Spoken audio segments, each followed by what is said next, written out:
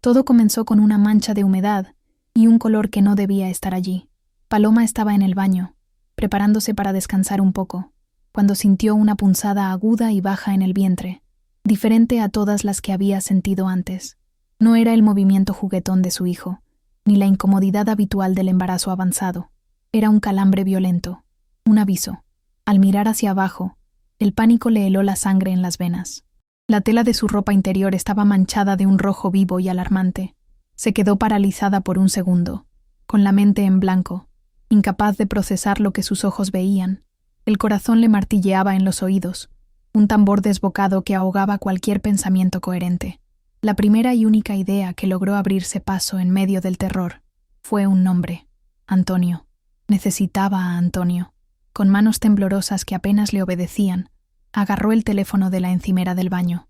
La pantalla le pareció demasiado brillante, hiriéndole los ojos.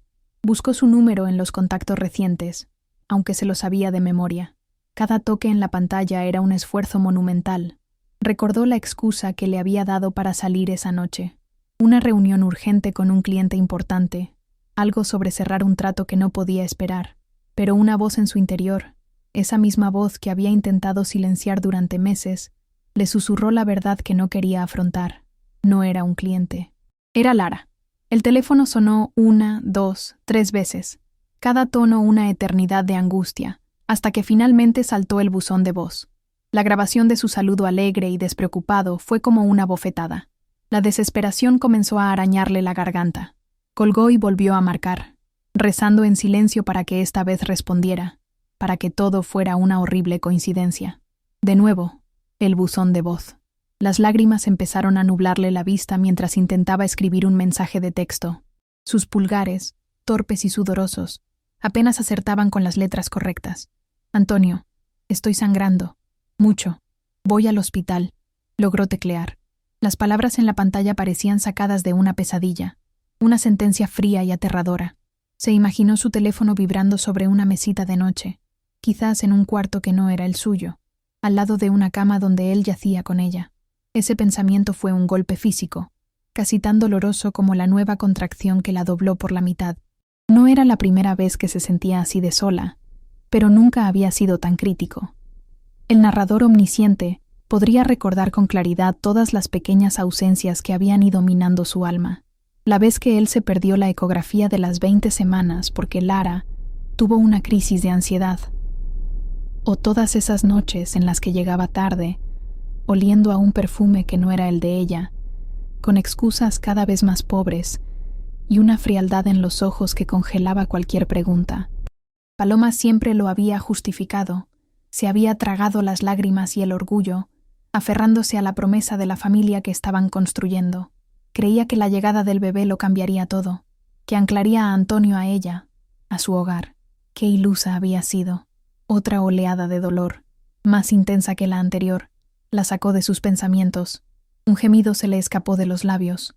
Se dio cuenta, con una claridad tan lúcida como aterradora, de que él no iba a venir, no iba a responder.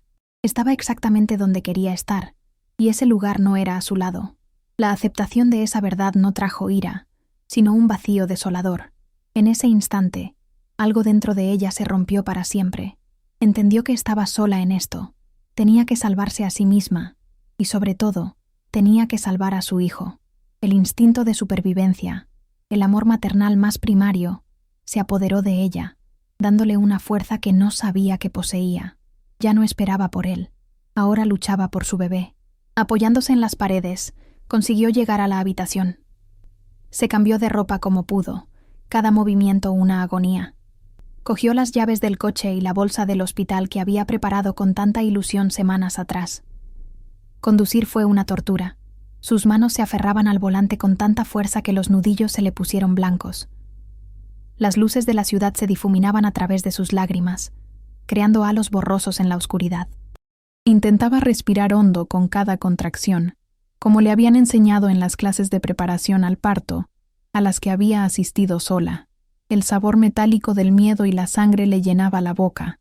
Cada semáforo en rojo era una prueba de resistencia. Un minuto más en el que su mundo se desmoronaba. Entró tambaleándose en la sala de urgencias del hospital. Las luces fluorescentes, blancas y frías, parecían despojarlo todo de color y de vida. Varias cabezas se giraron para mirarla, primero con curiosidad y luego con alarma, al ver el estado en que se encontraba. Una enfermera se acercó corriendo con una silla de ruedas. Las preguntas empezaron a llover sobre ella, una cacofonía de voces preocupadas que sonaban lejanas, como si estuviera bajo el agua. ¿Cuál es su nombre? ¿De cuántas semanas está? Y luego, la pregunta inevitable, la que más temía. ¿Dónde está su marido? La pregunta quedó suspendida en el aire. Una acusación silenciosa.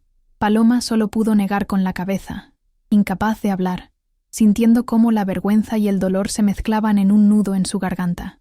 La llevaron rápidamente a una sala de examen. El frío del gel sobre su vientre hinchado le provocó un escalofrío. El médico, un hombre de rostro serio y amable, movía el transductor sobre su piel, con los ojos fijos en el monitor. Paloma también miraba la pantalla, con el alma en un hilo, buscando desesperadamente el parpadeo rítmico que conocía tan bien, la pequeña imagen de vida que era su todo. Contuvo la respiración, rezando a un Dios en el que ya no estaba segura de creer. Recordó la única vez que Antonio la había acompañado a una ecografía, al principio de todo. Él había sonreído al ver aquel diminuto corazón latiendo con fuerza. Ese recuerdo, que antes era un tesoro, ahora era una daga que se le clavaba en el pecho. El silencio en la habitación era denso, pesado, insoportable. El médico seguía moviendo el aparato, buscando un ángulo, una señal, cualquier cosa, pero la pantalla permanecía quieta. El sonido característico, ese pum pum rítmico y rápido que había sido la banda sonora de sus últimos meses de felicidad, no estaba. Su ausencia era un grito ensordecedor, un vacío que lo llenaba todo. Paloma sintió cómo se le helaba hasta el último rincón del cuerpo. Sabía lo que significaba ese silencio. Lo sentía en sus entrañas, en la quietud repentina de su vientre, en la forma en que la esperanza se drenaba de ella como la sangre que seguía perdiendo. El mundo se había detenido. Finalmente, el médico bajó el transductor y la miró a los ojos con una compasión que ella no pudo soportar. Sus palabras fueron suaves, casi un susurro, pero cada sílaba retumbó en la mente de Paloma como un martillazo. Lo siento mucho, Paloma. No hay latido. El mundo exterior se desvaneció por completo. El dolor físico de las contracciones seguía ahí, pero ahora era un eco lejano, eclipsado por un abismo emocional tan vasto y oscuro que amenazaba con devorarla. No lloró, todavía no. Una extraña y terrible calma se apoderó de ella, una anestesia del alma. Comprendió en ese instante que no solo había perdido a su hijo, acababa de perder la última pieza de la mujer que una vez amó ciegamente a Antonio. Después de la confirmación, el tiempo se volvió un concepto extraño y maleable. El médico le explicó con voz suave el procedimiento que seguiría. Tenían que inducir el parto. Las palabras eran clínicas, técnicas, pero para Paloma significaban una nueva capa de horror. Tendría que pasar por todo el esfuerzo físico, por todo el dolor de un parto real, solo para dar a luz al silencio. No habría recompensa, no habría un llanto de vida al final del túnel de agonía. Asintió mecánicamente a todo lo que le decían, sin realmente procesar la información. Se sentía como una espectadora de su propia tragedia, una muñeca de trapo a la que movían de una camilla a otra, mientras su mente flotaba en un limbo de incredulidad y vacío. Su cuerpo era ahora el escenario de una cruel formalidad de la naturaleza. Las horas siguientes fueron una tortura despojada de cualquier propósito. El dolor de las contracciones inducidas era brutal, una marea implacable que la arrastraba una y otra vez. Al principio, se negó a recibir analgésicos. En algún rincón oscuro de su mente, sentía que merecía ese castigo, que el dolor físico era una penitencia por algún fracaso que no lograba nombrar. Las enfermeras entraban y salían, monitorizando sus constantes vitales con una eficiencia compasiva. Le ofrecían palabras de aliento que ella no podía escuchar. Estaba completamente sola en esa habitación, atrapada en una batalla sin victoria. Cada espasmo de sus músculos era un recordatorio de que su cuerpo estaba trabajando para expulsar la prueba de su mayor amor y su más profunda pérdida. En un momento de lucidez entre dos contracciones, una enfermera mayor, de mirada amable, le preguntó si quería que intentaran contactar de nuevo al padre. Paloma, con una calma que sorprendió incluso a sí misma, simplemente le tendió su teléfono. No sentía esperanza ni rabia, solo una indiferencia helada y absoluta. Escuchó a la distancia cómo la enfermera dejaba un mensaje de voz, esta vez con un tono firme y profesional que no dejaba lugar a dudas. «Señor», le habla la enfermera del hospital. «Su esposa, Paloma, está de parto. Es imperativo que venga de inmediato». Paloma cerró los ojos. El hombre al que llamaban ya no existía para ella. El Antonio que una vez amó había muerto mucho antes que su hijo. El final llegó con una violencia desgarradora. El último esfuerzo, el empujón final que vació su cuerpo y su alma. Y después, un silencio tan profundo, tan absoluto y antinatural, que pareció absorber todo el sonido del universo. Ese silencio era la confirmación final, más real y dolorosa que cualquier palabra. En un parto normal, ese sería el momento del primer llanto, del alivio, de la alegría. Para Paloma, fue el sonido de la muerte. El equipo médico se movió con rapidez y en un susurro respetuoso. Alguien, una voz femenina y suave, le preguntó si quería cargarlo. Por un instante, el terror la paralizó, el miedo a enfrentar la realidad tangible de su pérdida. Pero el instinto maternal, lo único que le quedaba, pudo más. «Sí», susurró con un hilo de voz. Lo limpiaron con cuidado y lo envolvieron en una mantita blanca. Era tan pequeño, tan perfecto. Se lo pusieron en los brazos, y el mundo de Paloma se redujo a ese pequeño bulto. Tenía los dedos largos como ella, la barbilla partida de Antonio, y una mata de pelo oscuro y fino. Era hermoso, pero estaba frío. Una frialdad que no era natural. Una quietud que atravesaba la tela de la manta y le helaba los huesos y el corazón. Esa sensación, la del frío de la muerte en sus brazos, fue lo que finalmente rompió el dique de su entumecimiento.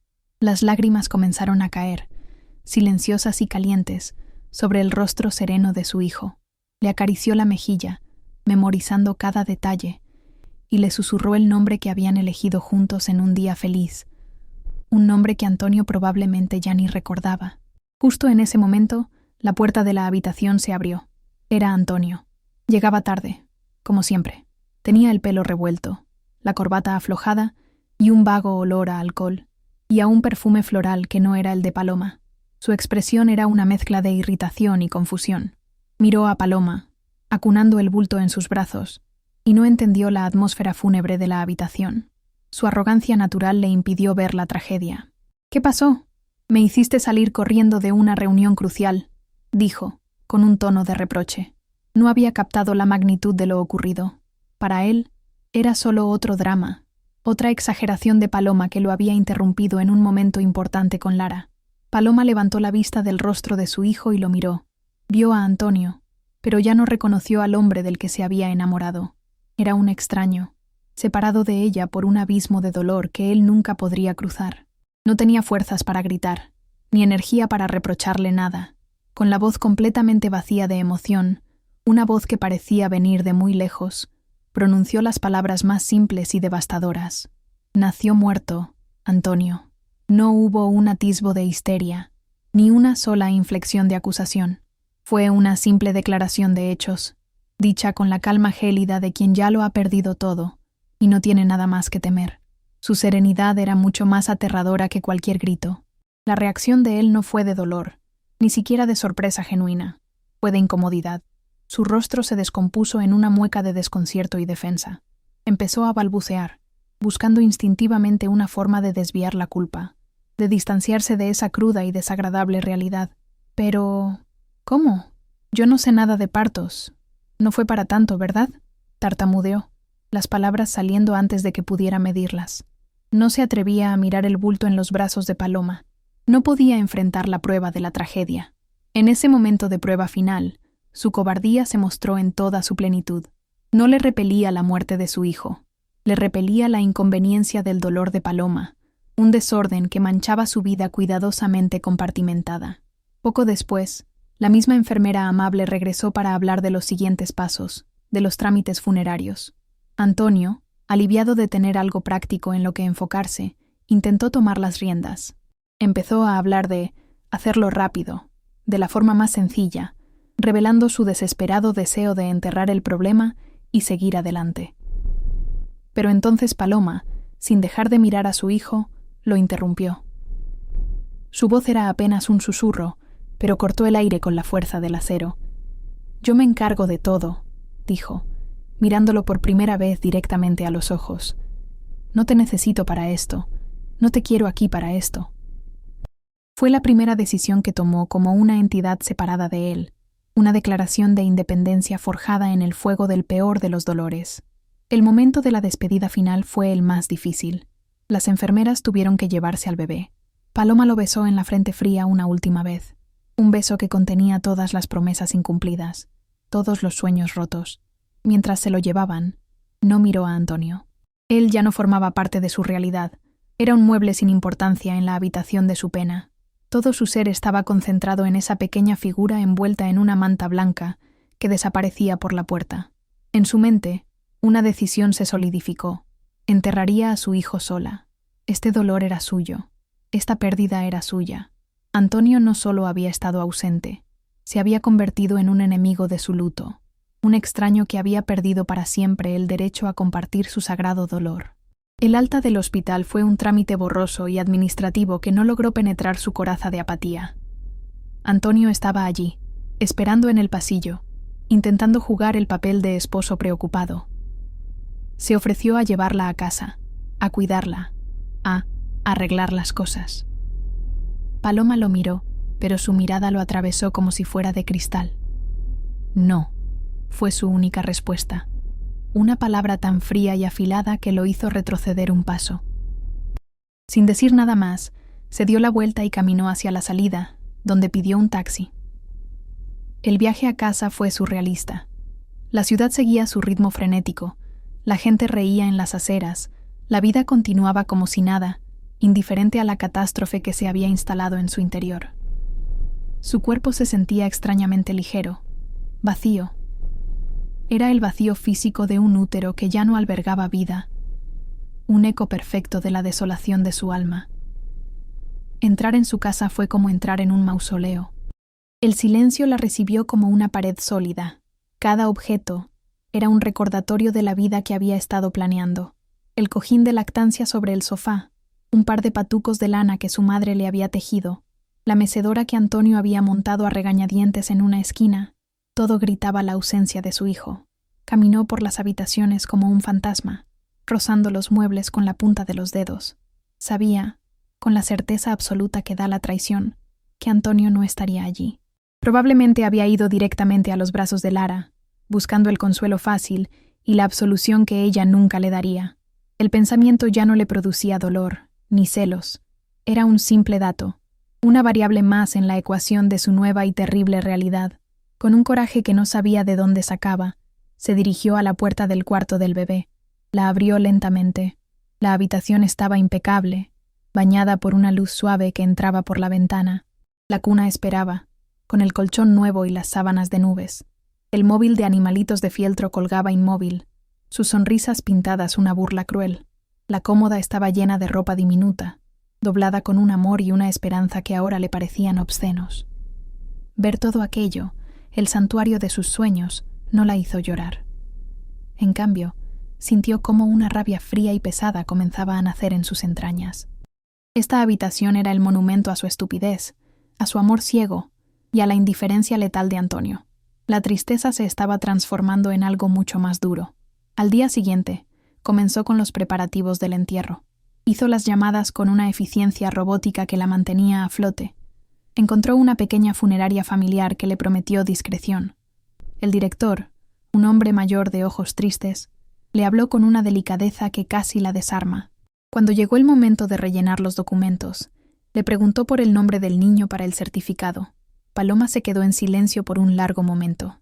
El nombre que había guardado en su corazón era demasiado sagrado para escribirlo en un papel, para registrarlo en un archivo.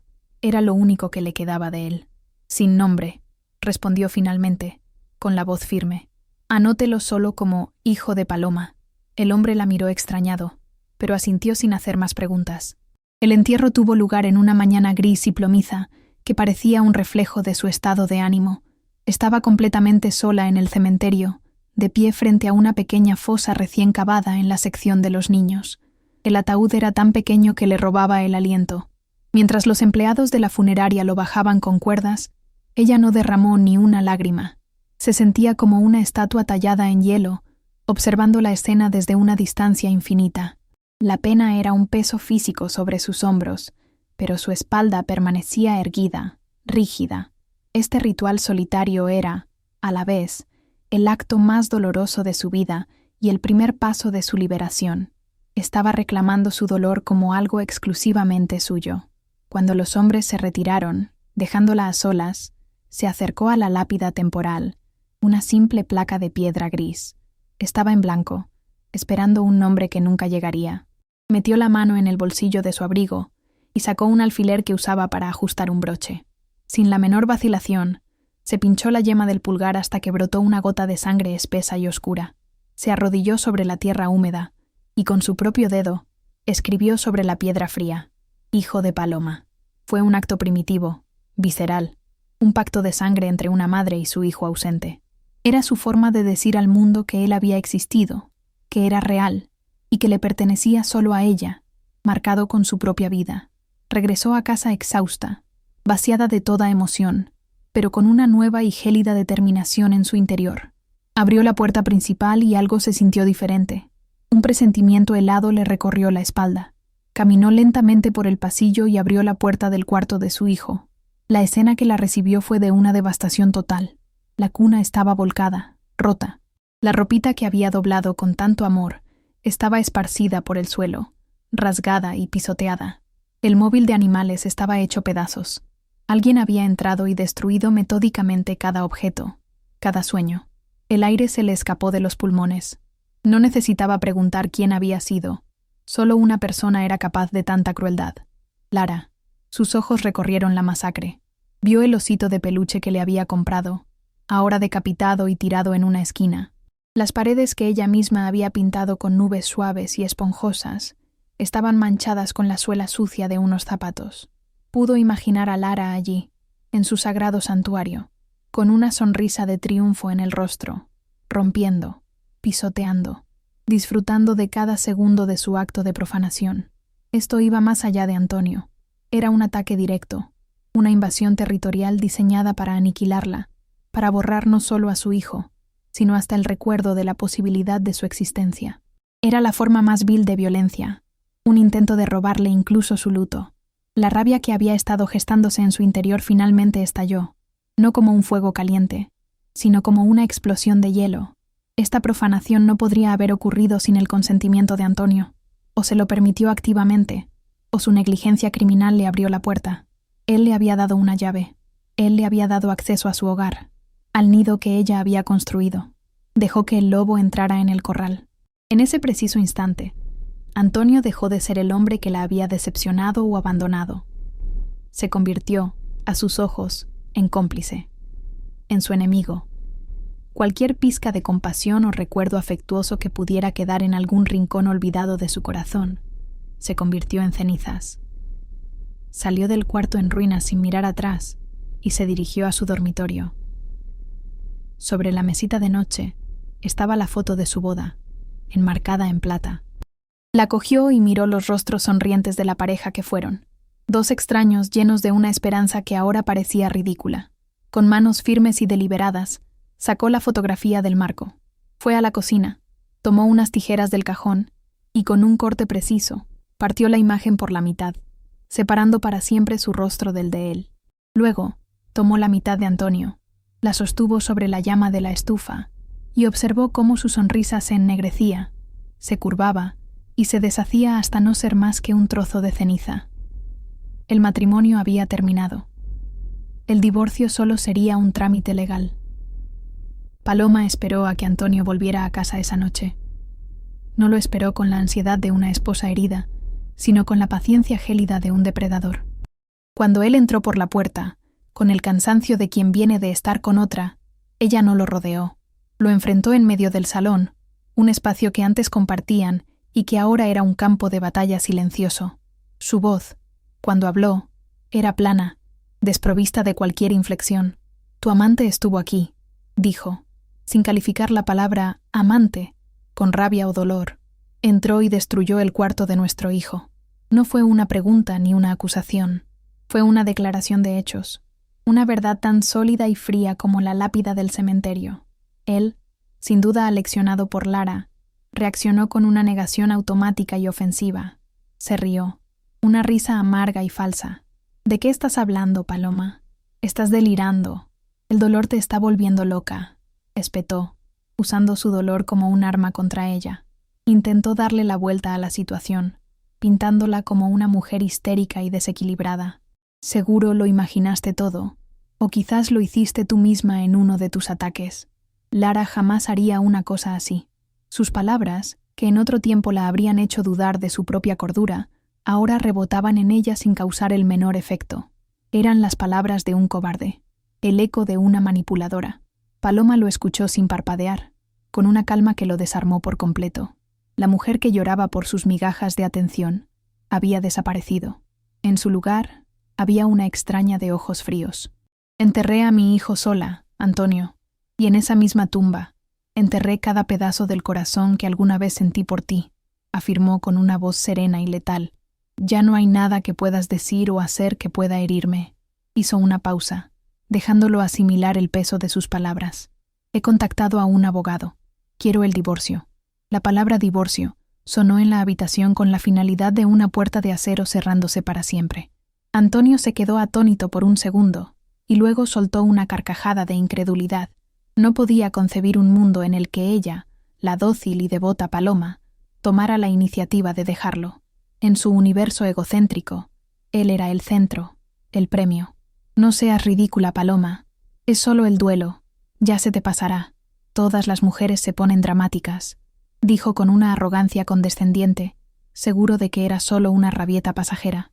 La subestimó por completo, ciego por su propio ego y envenenado por los susurros de Lara, quien le aseguraba que Paloma no era nada sin él. Salió de la casa dando un portazo, convencido de que ella estaría rogándole perdón en un par de días. Pero Paloma no rogó. En su lugar, actuó. Al día siguiente se reunió con su abogada, una mujer de negocios, directa y eficaz. Le expuso los hechos con una claridad y una falta de sentimentalismo que impresionaron a la letrada. No relató una historia de desamor, sino que enumeró una serie de incumplimientos de un contrato. No quería pelear por bienes materiales, no quería venganza, solo quería una cosa: su libertad, su nombre de soltera, un corte limpio. Los papeles se redactaron ese mismo día, con una celeridad que reflejaba la nueva determinación de Paloma. Ya no había vuelta atrás. Estaba reclamando su vida. El momento en que un mensajero le entregó a Antonio el sobre con la notificación oficial del divorcio fue el primer golpe de realidad. El documento legal, con sus sellos y su lenguaje formal, hizo que la amenaza de Paloma se materializara en algo innegable. Su arrogancia se resquebrajó. La llamó de inmediato, su tono pasando de la furia a la perplejidad en cuestión de segundos. ¿Pero qué es esto? ¿Cómo te atreves? Después de todo lo que he hecho por ti, le gritó, revelando la profunda distorsión de su perspectiva. Era incapaz de ver su propia negligencia. En su mente, él era el proveedor, el pilar, y ella una ingrata. Era el grito de un hombre que por primera vez se enfrentaba a una consecuencia real. El narrador omnisciente sabría que detrás de la furia de Antonio estaba el veneno de Lara. Ella había pasado los últimos días alimentando su ego y su paranoia. Le decía que Paloma era una villana fría y calculadora, que solo había esperado el momento de debilidad para destruirlo. Te lo advertí, mi amor. Ella nunca te quiso de verdad, le susurraba al oído. Solo está detrás de tu dinero. Yo soy la única que te ama incondicionalmente, la que te entiende. Antonio, débil y fácilmente manipulable, se aferró a esa narrativa. Le daba una justificación para su desprecio. Le permitía verse a sí mismo como la víctima de una mujer cruel, y no como el artífice de su propia ruina. El día de la firma del divorcio llegó. La cita era en una notaría, una oficina impersonal con paredes beige y muebles funcionales. Paloma llegó puntual, vestida con un traje sastre oscuro que le daba un aire de autoridad y control. Estaba serena, con el rostro impasible. Parecía una ejecutiva a punto de cerrar un negocio, no una mujer disolviendo su matrimonio. Antonio llegó tarde, con el rostro desencajado y ojeras. En los días previos había intentado de todo: llamadas furiosas, mensajes suplicantes, incluso envió flores al pequeño apartamento que ella había alquilado. Paloma había ignorado cada uno de sus intentos. Al verla allí, tan entera, tan inalcanzable, la coraza de Antonio se hizo añicos. De repente, comprendió la magnitud de lo que estaba perdiendo. No era solo una esposa, era su ancla, la base estable que siempre había dado por sentada y que le permitía sus aventuras. El pánico lo inundó. Se olvidó de la notaria, de los abogados, de su orgullo. Se acercó a ella y se derrumbó. Se arrodilló frente a ella, en medio de la oficina, y le sujetó las manos. «Paloma, por favor, no lo hagas, te lo suplico», sollozó, las lágrimas corriendo por su rostro. «Cometí un error, el peor error de mi vida. La dejaré, te juro que la dejaré. Seré el hombre que mereces, pero no me dejes». Paloma miró al hombre arrodillado a sus pies, un hombre que ahora le resultaba patético. No sintió satisfacción ni triunfo. Tampoco sintió la rabia que había sentido antes. Solo había un inmenso y tranquilo vacío donde antes había amor. Con un gesto lento y deliberado, retiró su mano de entre las de él. Su voz fue apenas un murmullo, pero resonó en el silencio de la oficina con una finalidad absoluta. «Es demasiado tarde, Antonio. Levántate. No me provoques lástima». Se giró hacia la notaria, ignorando por completo los sollozos del hombre en el suelo, y dijo con una claridad cristalina: «Estoy lista para firmar». Y firmó, trazando su antiguo nombre sobre el papel, mientras él observaba desde el suelo el final de su mundo. Al salir de la notaría, Paloma no miró atrás, no corrió, no lloró. Simplemente caminó con paso firme hacia la calle y respiró hondo el aire contaminado de la ciudad, que por primera vez en mucho tiempo le supo a libertad. No se sentía victoriosa, sino ligera, como si se hubiera quitado un peso de encima que ni siquiera sabía que cargaba.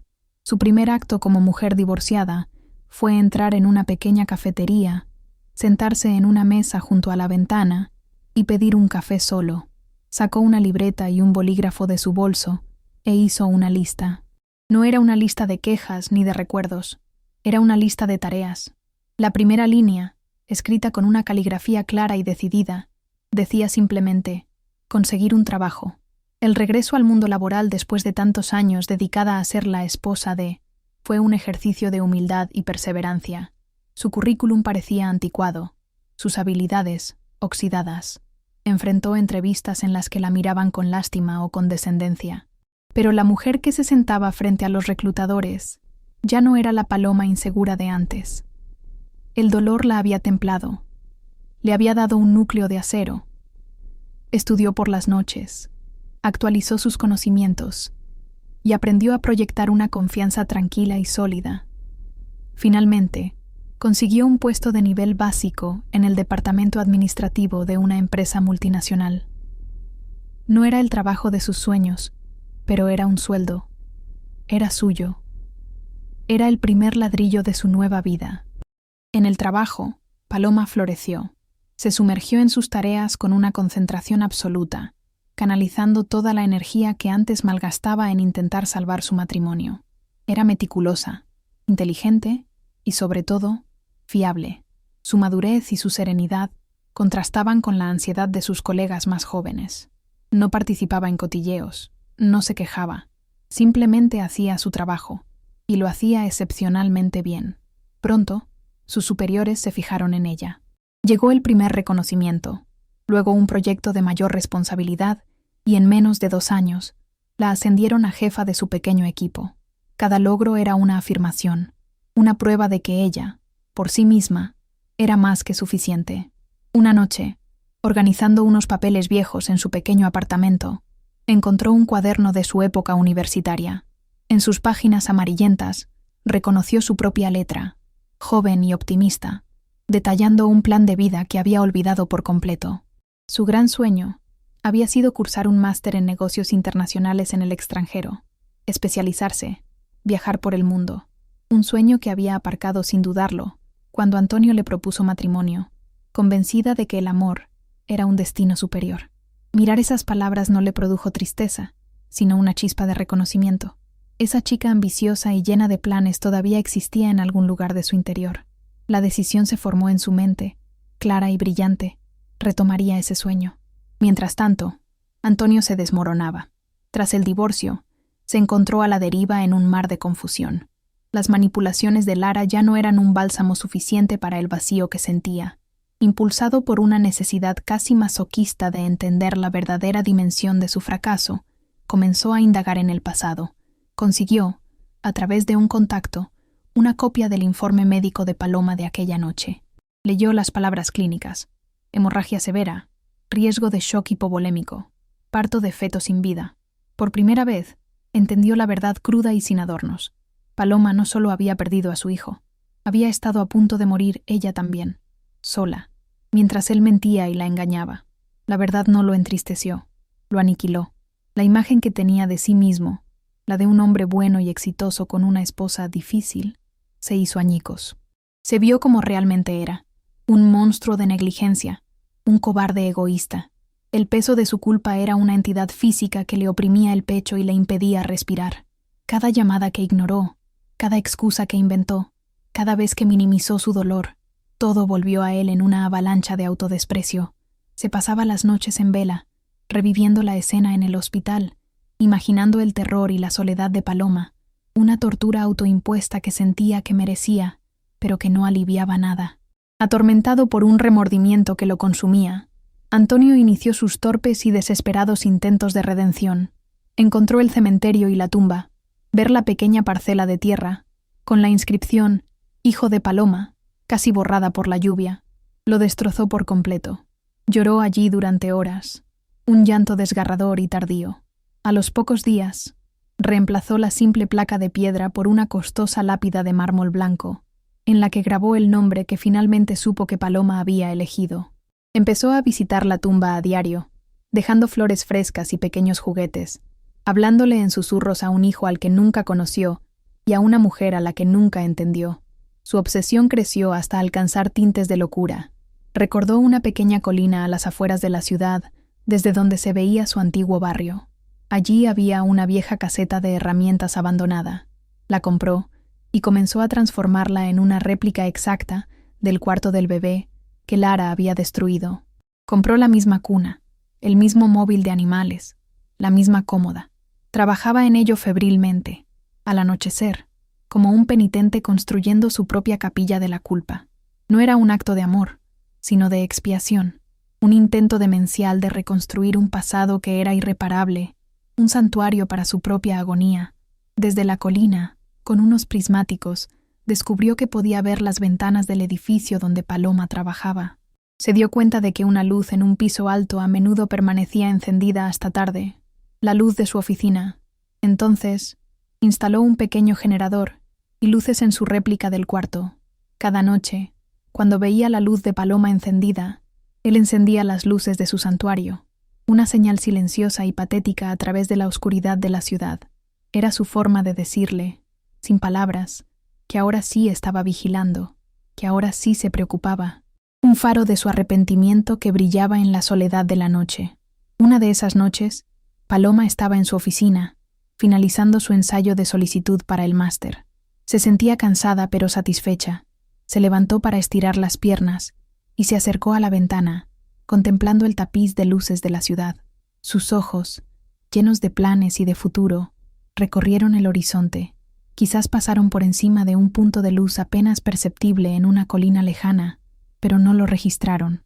Era solo una luz más entre millones. El gran gesto de Antonio, su faro de remordimiento, era invisible para ella. Estaba demasiado ocupada mirando hacia adelante, hacia el avión que pronto la llevaría lejos. El pasado de él ya no formaba parte de su paisaje.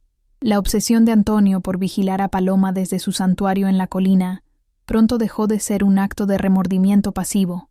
Empezó a notar cosas inquietantes. Vio el coche de Lara aparcado en la calle de Paloma a altas horas de la noche.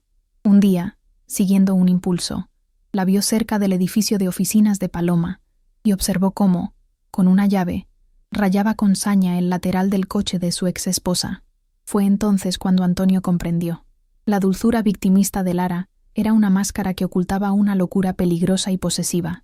Se dio cuenta de que su traición no solo había destruido a Paloma, había desatado y alimentado a un monstruo en Lara, un monstruo que ahora veía a Paloma como el único obstáculo para su felicidad. Mientras tanto, Paloma estaba completamente ajena a la oscura telenovela que se desarrollaba a sus espaldas. Su vida estaba enfocada en un solo punto: su futuro. Una tarde, al revisar su correo electrónico, vio un nuevo mensaje con el asunto: decisión sobre su solicitud de máster. Su corazón dio un vuelco. Hizo clic con manos temblorosas y leyó la palabra felicitaciones. Había sido aceptada. No gritó de alegría ni lloró. Sintió una profunda y serena ola de alivio y certeza, como si la última pieza de un rompecabezas hubiera encajado en su lugar. Ese mismo día, con una eficiencia tranquila, compró su billete de avión. Su nueva vida ya no era un sueño. Era un destino con fecha y hora. El día de la partida llegó. El aeropuerto internacional era un hervidero de emociones, de abrazos de despedida y de la emoción de nuevos comienzos. Paloma estaba allí, sola con su maleta, sintiéndose anónima y libre en medio de la multitud. Sentía una paz que no había experimentado en años, la calma que precede a la realización de un anhelo profundo. Mientras esperaba en la larga fila para facturar su equipaje, sintió una presencia familiar a su lado. Se giró, y su corazón se detuvo por un instante. Era Antonio. Se veía más delgado, envejecido, pero había una extraña lucidez en sus ojos que ella no había visto nunca. Él no estaba allí para suplicarle que se quedara. Estaba allí para despedirse. Con una voz ronca y humilde, le dijo que sabía que se iba y que se alegraba por ella, que era lo que merecía. Intentó disculparse, no por ellos, no por la traición, sino por el dolor que le había causado, por su ausencia en el momento más oscuro. «Me equivoqué en todo, Paloma», dijo, mirándola a los ojos sin vacilar. «En absolutamente todo. Solo quiero que sepas que lo siento y que deseo que seas inmensamente feliz». Fue una conversación breve, tranquila, el punto final digno y triste que su historia nunca tuvo. Paloma apenas tuvo tiempo de procesar sus palabras. De repente, un grito desgarrador cortó el murmullo del aeropuerto. «¡Paloma!». Una figura surgió de entre la gente, corriendo hacia ellos. Era Lara, con el rostro desfigurado por una furia demencial. En su mano brillaba la hoja de un cuchillo. «Si no puedes ser de él, no serás de nadie», chilló, abalanzándose sobre ellos. Su objetivo no era Antonio. Su objetivo, la fuente de todo su odio, era Paloma. Todo ocurrió en una fracción de segundo, un destello de violencia irrumpiendo en la normalidad de la terminal de salidas. El instinto de Antonio fue más rápido que el pensamiento. En un movimiento fluido y desesperado, empujó a Paloma con fuerza, quitándola de la trayectoria del ataque. Se interpuso entre ella y Lara, justo a tiempo para recibir la puñalada en su totalidad. El cuchillo se hundió en su pecho, con un sonido sordo y húmedo. Hubo un segundo de silencio atónito, antes de que el caos estallara. Antonio retrocedió tambaleándose, con los ojos muy abiertos por la sorpresa y el dolor, fijos en Paloma. Una mancha roja se extendió rápidamente por su camisa. Intentó decir su nombre, pero de su boca solo salió un gorgoteo. Se desplomó en el suelo mientras los guardias de seguridad se abalanzaban sobre una Lara que gritaba y se retorcía. Pasaron los años. El narrador omnisciente sabría que la tragedia no detuvo a Paloma, sino que la impulsó. Después del shock inicial, siguió adelante con una determinación aún más feroz. Se fue. Estudió con una dedicación implacable, se graduó con honores y comenzó su ascenso en el mundo corporativo. El dolor de su pasado se convirtió en el combustible de su éxito. Se transformó en una mujer poderosa, respetada y autosuficiente, la directora para Europa de la misma multinacional en la que había empezado archivando papeles. Era la personificación de la resiliencia, una mujer renacida de las cenizas de una vida que ya no existía. Su trabajo la trajo de vuelta a su ciudad natal para supervisar una importante fusión. Era una mujer diferente la que bajó de aquel avión, elegante, segura de sí misma, con un aura de poder y mundo. Durante una tarde libre, sintió un impulso inesperado, una necesidad de cerrar el círculo. Condujo hasta el cementerio. No era una visita impulsada por la tristeza, sino por una serena necesidad de reflexión, de visitar la pequeña tumba que había sido el punto de partida de su verdadera vida. Hacía muchos años que no estaba allí, y el lugar le resultaba a la vez familiar y ajeno. Encontró fácilmente la tumba de su hijo. La lápida de mármol blanco que Antonio había colocado seguía allí, impecable, pero a su lado, donde antes solo había hierba, ahora había otra tumba, idéntica en estilo y material. El corazón le dio un vuelco. Se acercó con paso lento, como si temiera que sus ojos la engañaran. Leyó la inscripción grabada en la piedra. Antonio. Estaba enterrado justo al lado de su hijo. El aire se volvió denso y difícil de respirar. Se quedó allí de pie, inmóvil, mientras el viento soplaba suavemente a su alrededor, conectando pasado y presente. Un viejo jardinero que cuidaba esa sección del cementerio, un hombre que la recordaba de sus primeras y solitarias visitas, se le acercó con respeto. Le explicó que había sido el último deseo de Antonio, especificado en su testamento. El hombre incluso recordaba la frase exacta que tuvo que transcribir para los arreglos finales, una frase que se le había quedado grabada. Me dijo: «Aquí espero a mi hijo, y aquí esperaré por siempre a Paloma». Paloma se quedó en silencio, de pie entre las dos tumbas, la del hijo que la ancló al dolor y la del hombre que, al final, la liberó. No lloró, simplemente sintió el peso de una historia completa, un ciclo de dolor, redención y una paz extraña y compleja. Era libre, y esa libertad había sido, trágicamente, el último regalo de él.